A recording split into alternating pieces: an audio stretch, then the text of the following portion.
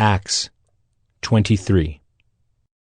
And looking intently at the council, Paul said, Brothers, I have lived my life before God in all good conscience up to this day.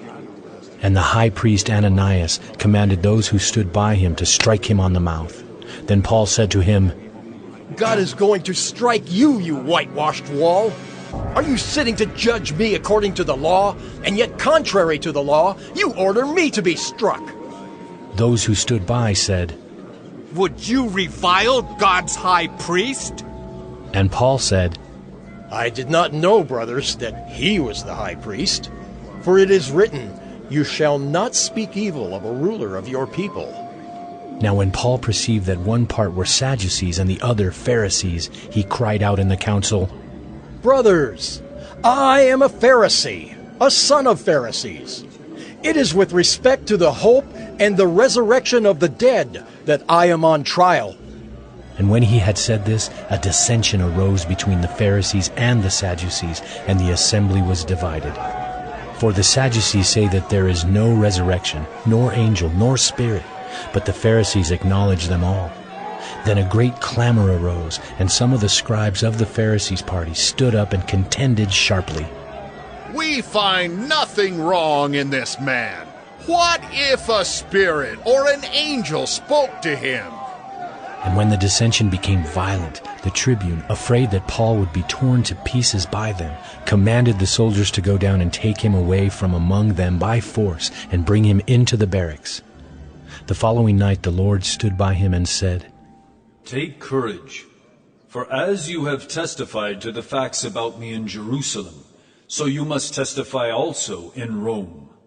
When it was day, the Jews made a plot and bound themselves by an oath neither to eat nor drink till they had killed Paul. There were more than 40 who made this conspiracy. They went to the chief priests and elders and said, We have strictly bound ourselves by an oath to taste no food till we have killed Paul. Now therefore, you along with the council, give notice to the tribune to bring him down to you, as though you were going to determine his case more exactly, and we are ready to kill him before he comes near. Now the son of Paul's sister heard of their ambush, so he went and entered the barracks and told Paul. Paul called one of the centurions and said, Take this young man to the tribune, for he has something to tell him.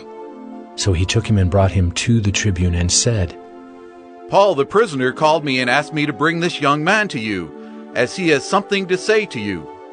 The tribune took him by the hand, and going aside asked him privately, What is it that you have to tell me? And he said, The Jews have agreed to ask you to bring Paul down to the council tomorrow, as though they were going to inquire somewhat more closely about him.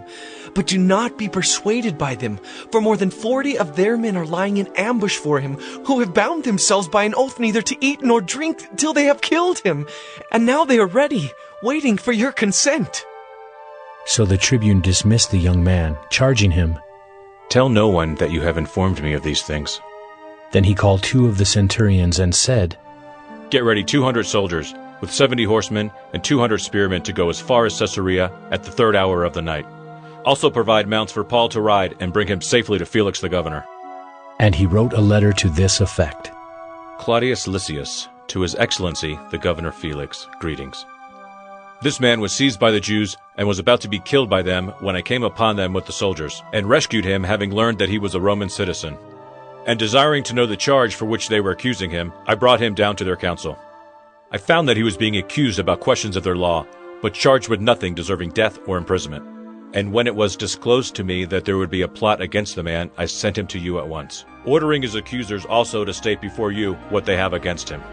So the soldiers, according to their instructions, took Paul and brought him by night to Antipatris. And on the next day they returned to the barracks, letting the horsemen go on with him.